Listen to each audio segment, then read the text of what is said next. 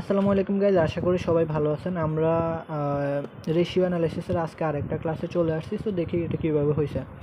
এখানে বলা হয়েছে a company has the following current asset and liabilities. এখানে কারেন্ট অ্যাসেট আর লাইবিলিটিস দেওয়া আছে, সম্পদ আর দায় দেওয়া আছে। এখানে বলছে during the year sales were 8 lakh টাকা অ্যান্ড পার্সেস ওয়াজ টাকা 4,50,000 টাকা। Determine the following ratios. এখানে 1 নম্বর বলছে কারেন্ট রেশিও। এটা কীভাবে করবো, আমরা আগের ক্লাসগুলোতে যারা করছি ওইখানে আমি সবগুলো বলছি কীভাবে কারেন্ট রেশিও, চলতি সম্পদ ডিভাইডেড বাই চলতি দেয়। আচ্ছা, আমি আগে কোশ্চেনটা বুঝিয়ে দিই, তাহলে আপনারা নিজেরাই পারবেন। হ্যাঁ, এখানে ইনভেন্টরি দেওয়া আছে 1,50,000 টাকা, ক্যাশ দেওয়া আছে 20,000 টাকা। এটা ইনভেন্টরি সমাপনী মজুত পণ্য, এটা আমাদের চলতি সম্পদ। ক্যাশও চলতি সম্পদ, অ্যাকাউন্টস রিসিভেবলও চলতি সম্পদ, ব্যাংক ওভারড্রাফট চলতি দায়, অ্যাকাউন্টস পেয়েবল চলতি দায়, প্রিপেড এখানে অ্যান হয়ে গেছে, প্রিপেড এক্সপেন্স হবে এখানে। প্রিপেড এক্সপেন্স আমাদের কী করা লাগবে, আমরা যখন কুইক অ্যাসেট রেশিও বের করব তখন আমরা সেখান থেকে এটা কী করব, বাদ দেব, প্রিপেড এক্সপেন্স বাদ দেব।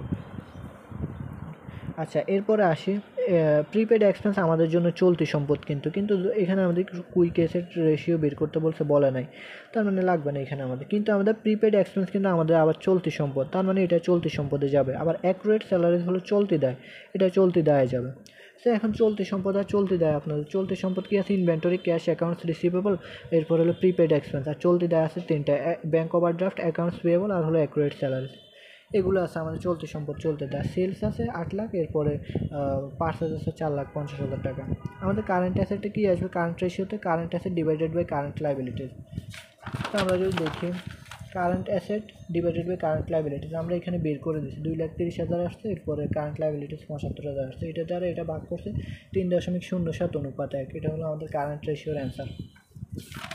এরপরে আমাদের কি বের করতে বলছে, ওয়ার্কিং ক্যাপিটাল রেশিও। আমরা বলছি যে ওয়ার্কিং ক্যাপিটাল রেশিও হবে current liability asset minus current liabilities divided by current liabilities. আর যদি বলে গ্রস ওয়ার্কিং ক্যাপিটাল, তখন আমাদের শুধু টোটাল অ্যাসেট চলে আসবে। সো এখন আসি ওয়ার্কিং ক্যাপিটাল রেশিও আমরা বের করে ফেলি। এখানে আমাদের গ্রস ওয়ার্কিং ক্যাপিটাল বলে টোটাল কারেন্ট অ্যাসেট আসবে, not total asset. Total asset বলতে আমাদের স্থায়ী সম্পদ আসে, কিন্তু এখানে বলছে গ্রস ওয়ার্কিং ক্যাপিটালে শুধুমাত্র টোটাল কারেন্ট অ্যাসেট, এটা মাথায় রাখতে হবে। আমি বলে টোটাল অ্যাসেট বলে ফেলছি। আচ্ছা, যাই হোক, এটা মনে রাখতে হবে, টোটাল কারেন্ট অ্যাসেট। হ্যাঁ, গ্রস ওয়ার্কিং ক্যাপিটাল মানে টোটাল কারেন্ট অ্যাসেট হবে। এরপর ওয়ার্কিং ক্যাপিটালের সূত্র কি, current asset minus current liabilities divided by current liabilities. দিলে আমাদের 2,30,000 হলো, আমরা কারেন্ট অ্যাসেট বের করছি ওই পৃষ্ঠাতে, কারেন্ট লাইবিলিটিস 75,000 টাকা বের করছি, আর কারেন্ট লাইবিলিটিস 75,000 ভাগ দিলে আমাদের আসে হলো 2.07 অনুপাত 1। এটা হলো আমাদের ওয়ার্কিং ক্যাপিটাল রেশিওর সূত্র। এই যে আমি এখানে আবার লিখে দিচ্ছি, নেট ওয়ার্কিং ক্যাপিটাল রেশিও বললে আমাদের current asset minus current liabilities এটা হবে। শুধুমাত্র পার্থক্য হচ্ছে আমাদের এখানে গ্রস ওয়ার্কিং ক্যাপিটালের ক্ষেত্রে শুধু কারেন্ট অ্যাসেট আসবে, এখানে total current asset. Are working capital ratio বা নেট ওয়ার্কিং ক্যাপিটাল রেশিও এগুলো বললে আমাদের এই সূত্র ইউজ করব। এখন আসি গ্রস প্রফিট রেশিও বলে আমরা gross profit divided by net sales.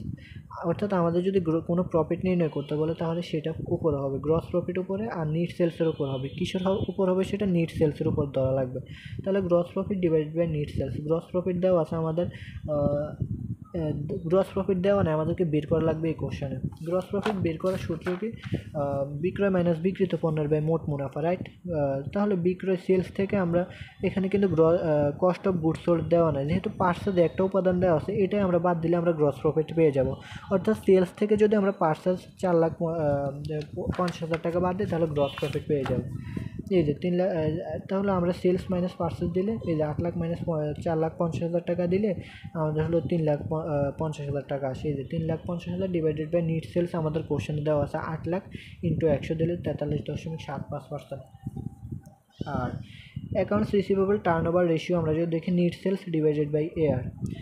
এই কোশ্চেনটাতে আমাদের কিন্তু দেওয়া নেই, দুইটা ইয়ার দেওয়া নেই। যে এআরটা দেওয়া আছে আমরা জানি যে এখানে অ্যাভারেজ এআর অথবা অ্যাভারেজ অ্যাকাউন্টস রিসিভেবল আছে। এখন যেহেতু আমাদের দুইটা ইয়ার বা দুইটা সাল বা ওপেনিং ক্লোজিং কোনোটাই দেওয়া নেই, যেটা আছে একটা অ্যাকাউন্টস রিসিভেবল ওইটাই হয়ে যাবে আমাদের এখন অ্যাভারেজ অ্যাকাউন্টস রিসিভেবল। 50,000 টাকা কোশ্চেন আছে ওইটাই। আর নিট সেলস আমাদের কোশ্চেনে দেওয়া আছে 8 লাখ টাকা, 6 টাইমস, অর্থাৎ টার্ন ওভার বললে টাইমে আসবে 6 টাইমস এরকম। এখানে আসি লাস্ট মন্থ আমরা দেখি, এখানে হচ্ছে accounts payable turnover ratio. Accounts পেয়েবলের সাথে কার সাথে সম্পর্ক, পার্সেসের সাথে। অর্থাৎ আমরা যদি বাকিতে ক্রয় করি তাহলে পাওনাদার বৃদ্ধি পায়, তার মানে অ্যাকাউন্টস পেয়েবলের সাথে আমাদের পার্সেসের সম্পর্ক divided by average accounts payable. এখানে অ্যাভারেজ হয় ওপেনিং আর ক্লোজিংয়ের মধ্যে, যেহেতু আমাদের এখানে ক্লোজিং ইয়ার বা ওপেনিং ইয়ার দেওয়া নেই বা ক্লোজিং 1 তারিখ বা 31 তারিখ দেওয়া নেই, তো যেটা আছে সেটাই আমাদের অ্যাকাউন্টস পেয়েবল, যেটা আছে সেটাই এখন অ্যাভারেজ হয়ে যাবে, এটাই অ্যাভারেজ, যেটা আছে সেটাই। তো আমাদের কোশ্চেনে নিট পার্সেস দেওয়া আছে 4,50,000 টাকা, আর নিচে দেওয়া আছে হলো অ্যাকাউন্টস পেয়েবল দেওয়া আছে 40,000 টাকা। দিলে আমাদের অ্যান্সার আসে হলো 11.25 টাইমস। টার্ন ওভার বলছে যার কারণে টাইমস আসবে 11.25 টাইমস। সো এটাই হলো আমাদের অ্যান্সার, আশা করি সবাই বুঝতে পারছেন। আমি যদি এটা একটু দেখাই দিই, এই যে এখানে আমরা এই যে পার্সেস দেওয়া আছে 4,50,000 টাকা, সেলস দেওয়া আছে 8 লাখ টাকা, এরপরে আমাদের ইনভেন্টরি দেওয়া আছে, এই যে অ্যাকাউন্টস পেয়েবল অ্যাভারেজ যেহেতু নাই, সো যেটা আছে সেটাই আমাদের অ্যাভারেজ হয়ে যাবে, এটাই আমাদের তাহলে অ্যাভারেজ, যেহেতু ওপেনিং ক্লোজিং কোনোটা নেই, তো এটাই এখন আমাদের অ্যাভারেজ ধরে নিতে হবে। এরপরে অ্যাকাউন্টস রিসিভেবলের ক্ষেত্রেও ঠিক একই কথা, যেহেতু ওপেনিং ক্লোজিং না, আমরা আগের ম্যাথগুলোতে দেখছি ওপেনিং ক্লোজিং দুইটাই ছিল, কিন্তু এখানে যেহেতু নাই, তার মানে এটাই আমাদের অ্যাভারেজ হয়ে যাবে, এটাই 50,000 টাকাই অ্যাকাউন্টস রিসিভেবল অ্যাভারেজ। তো এইভাবে আমাদের সূত্রগুলো মুখস্থ করা লাগবে, সূত্রগুলো পারলে এই ম্যাথগুলো অনেক ইজি আমাদের কাছে। তো আশা করি সবাই বুঝতে পারছেন, আর আমি কমেন্ট বক্সে প্রথম ভিডিওর কমেন্ট বক্সে আমি সূত্রগুলো দিয়ে দিছি, আপনারা সেটা দেখবেন। আশা করি সবাই বুঝতে পারছেন, এরপরে যদি কেউ না বুঝতে পারেন অবশ্যই কমেন্টে জানাবেন। ধন্যবাদ।